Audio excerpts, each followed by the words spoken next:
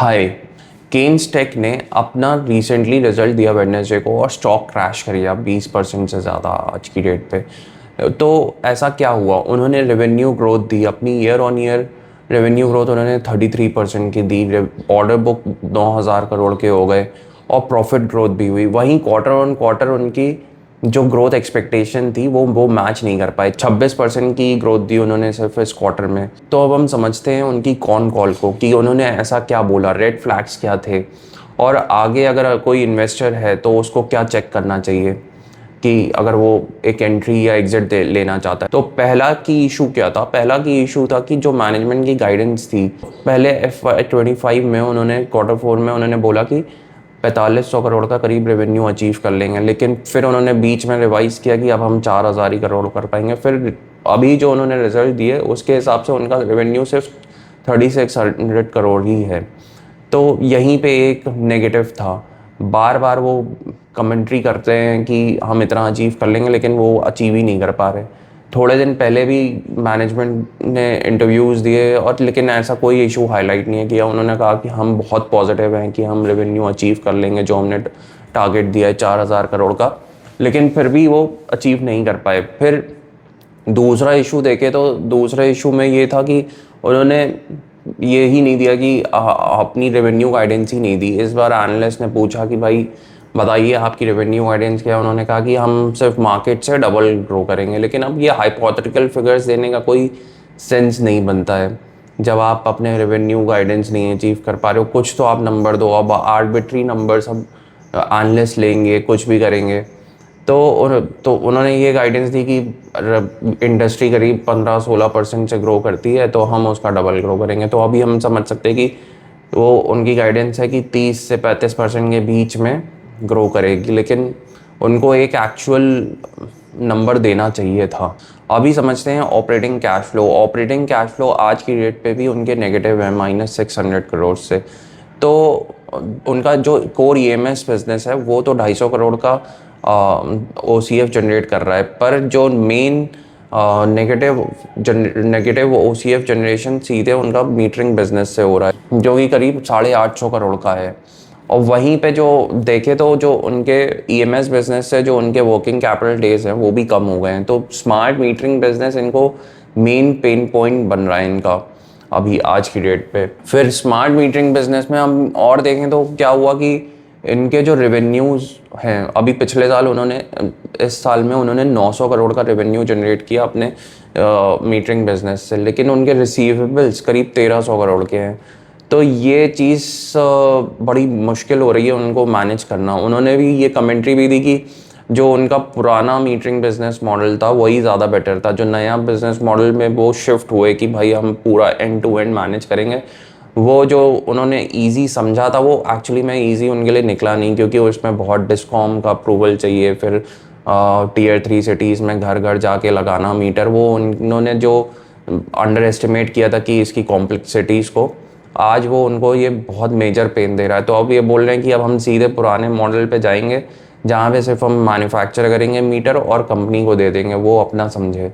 तो सीधे उनको कैश भी जल्दी जनरेट होगा और वो कैश फ्लो पॉजिटिव भी हो सकते होंगे उससे। तो अभी भी लेकिन उनके जो नए बिजनेस मॉडल से जो ये शिफ्ट हुए थे मीटरिंग बिजनेस में, वो अभी भी उनके करीब 35 मिलियन ऑर्डर बाकी है। तो वो बोल रहे हैं कि अगले 2 क्वार्टर में वो ख़त्म कर देंगे उस बिज़नेस को और फिर वो वापस से अपने ओल्ड मीटरिंग बिजनेस पे शिफ्ट हो जाएंगे। फिफ्थ रीज़न है कि उन्होंने अपने जो OCF उन्होंने बोला था कि पॉजिटिव हो जाएंगे क्योंकि वो सिक्योरिटाइजेशन करेंगे अपने रिसीवेबल्स का, वो अभी भी पेपर्स पे नहीं है। सिर्फ 40 करोड़ का उन्होंने सिक्योरिटाइजेशन किया है, जो कि उन्होंने बोला था कि एक्सपेक्टेड 250 करोड़ करेंगे इस क्वार्टर में।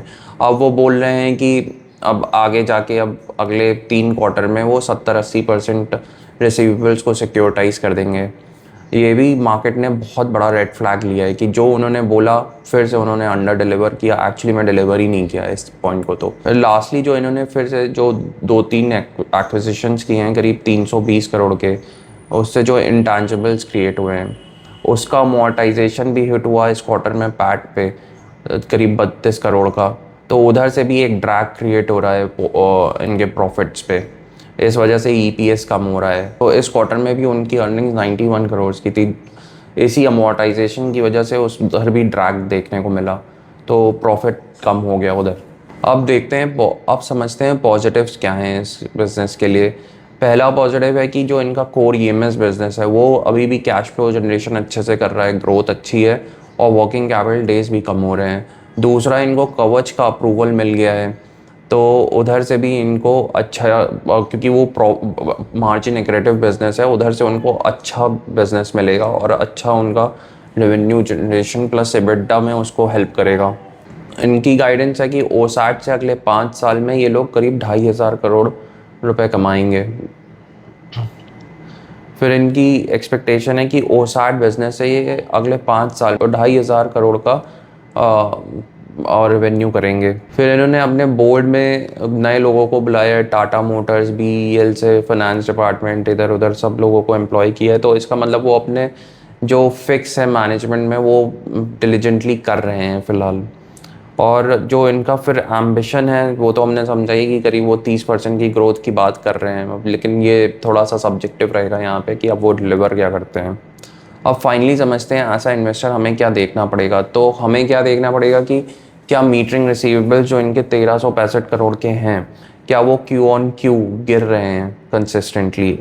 और फिर सिक्योरिटाइजेशन वॉल्यूम जो इन्होंने इस साल सिर्फ 40 करोड़ के किए हैं, क्या वो 200 करोड़ पर क्वार्टर करीब हो रहा है। फिर तीसरा होगा कि जो इनका core EMS working capital days हैं वो और श्रिंक हो रहे हैं, 43 से 45 दिन की तरफ जा रहे हैं। फिर ओसैट जो इनका यूनिट 2 है, क्या वो क्वार्टर 2 से शुरू हो रहा है और रेवेन्यू जनरेशन हो रहा है। जो उन्होंने 2,500 करोड़ का रेवेन्यू बोला है, क्या उस लाइन पे ये लोग एक्चुअली डिलीवर कर पा रहे हैं।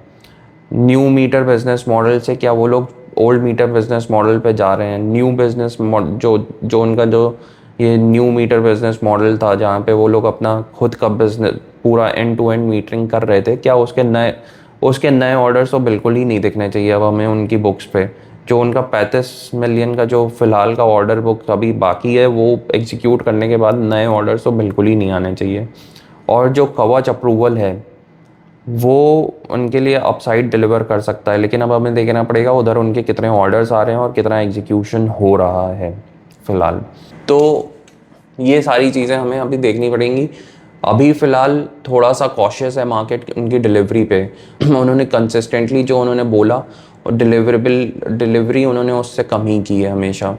फ़िलहाल जो उनकी कमेंट्री का जो हम पिछले कुछ कमेंट्री से देख सकते हैं, तो इस समय हमें बहुत कॉशियस होके एनालाइज करना पड़ेगा इस स्टॉक को। बॉटम लाइन ये है कि बिज़नेस तो अच्छा है, पर जो इन्होंने इतने पैर फैला लिए हैं उसकी वजह से इनको ड्रैग देखना पड़ रहा है। और डिलीवरेबिलिटी भी जो हम देख रहे हैं कि वो भी ज़्यादा खास नहीं है, जो बोलते हैं उतना डिलीवर नहीं कर पाते। तो इनको पहले तो अपने नंबर्स पे अच्छा होल्ड रखना पड़ेगा कि वो क्या बोलना चाहते हैं और क्या डिलीवर कर पाएंगे। तो हमें इसको कॉशियसली एनालाइज करना पड़ेगा। ये सारे जो हमने रेड फ्लैग्स देखे और फिर जो की पॉजिटिव्स देखे, इन सब पे हमें ध्यान देना पड़ेगा। तो अगर आपको वीडियो अच्छा लगा तो ज़रूर लाइक और सब्सक्राइब करिएगा।